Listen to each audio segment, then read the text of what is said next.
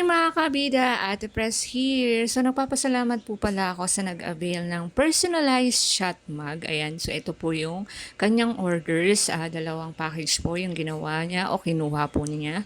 Ayan po, ito nga po palang mga shot mugs natin ay waterproof po yung pinaka-sticker niyan. So any designs po, kayang-kaya at pwedeng-pwede po yan. So any occasion, any event po na gusto ninyo, kayang-kaya po namin gawin. Ayan. So, i-chat nyo lang po yan sa amin kung magpapagawa po kayo at kung ano po yung mga gagawin o ilalagay dun sa shot mugs. Ayan.